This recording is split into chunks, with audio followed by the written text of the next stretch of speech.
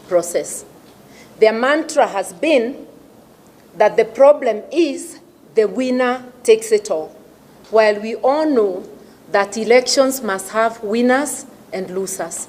So instead of fixing the electoral process, they're just putting additional seats for people to share at the national level.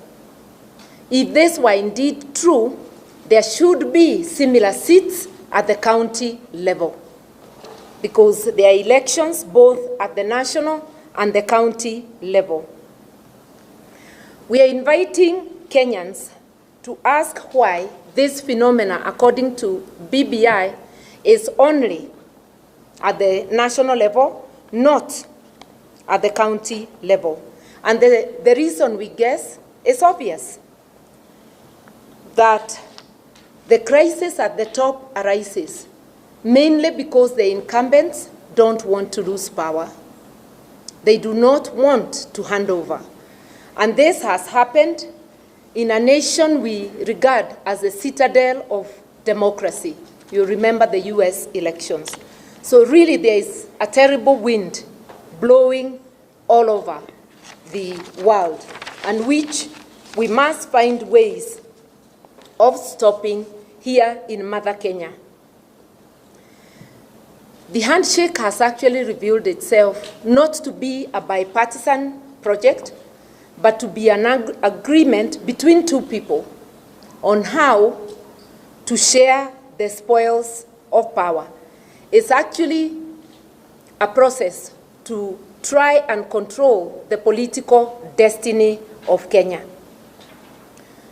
We had President Uhuru in an unguarded moment after the nullification of his election in 2017, where he said he will revisit, and we understood him to mean he will revisit the Supreme Court. And revisit he did, because before if you remember, before the repeat election, the bodyguard of the Deputy Chief Justice was attacked, and a hearing in the Supreme Court that was trying to stop the repeat elections could not get quorum because the judges got intimidated. He has thereafter revisited the judiciary. We've seen both the executive and parliament gang up to deny the judiciary adequate funding. We've seen the president refuse to appoint 41 judges who were recommended to him in accordance with the Constitution by the JSC. That standoff lives on to date. But we are now seeing revisit is not confined to the judiciary. The BBI project is revisiting the 2010 Constitution, which the president has always considered as an inconvenience. He wants to exercise unlimited power. And we know constitutions exist to limit the power a president or anybody in authority may exercise.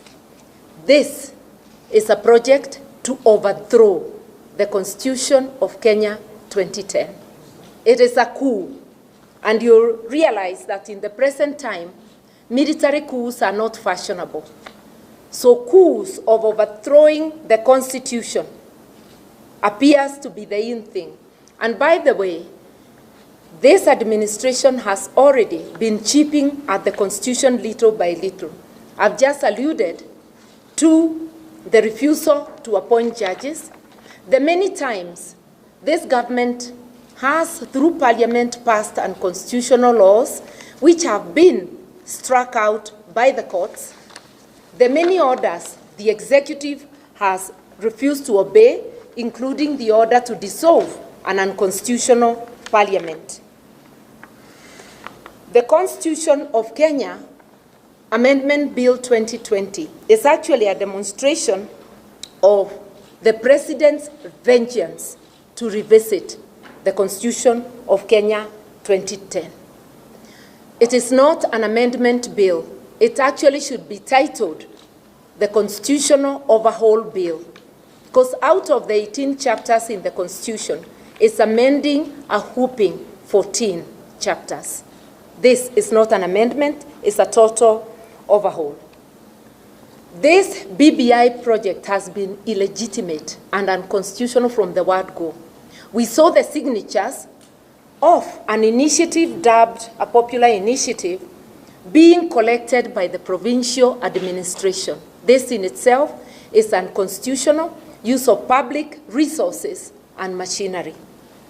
We have seen MCAs getting bribed with car grants, being intimidated, and the most obvious intimidation, we have seen the Baringo MCAs, the ones who voted no, specifically, the ones among those who voted no. We have seen them under investigation, writing statements with CID, and one of them actually accused of terrorism. I do not know whether rejecting BBI is what amounts to terrorism. On further reflection, we ought not to be surprised because the president has not hidden his contempt for the Constitution and for the rule of law. Actually, this has been the signature of the Jubilee administration. Now, last week, we witnessed something, electoral violence in by-elections. And this election was significant. It is coming at a time that the state has sponsored a narrative that regional kingpins are the order of the day. We saw violence, and this violence, we believe, was deliberate and was aimed at achieving an outcome that reinforces regional kingship. And if you look at it, that is what has been. And it's a warning shot to all of us that if we stand silent and do nothing, we will not have elections as we know them in 2022. We will have those in power, mainly the president and his cronies, select for us, or rather, the president will succeed himself, or the administration will succeed itself. The regional kingship is being confined to the 5 major tribes in Kenya. The big 5, who form 65% or thereabouts of the population. We have another 38 tribes forming about 35%. What does this mean?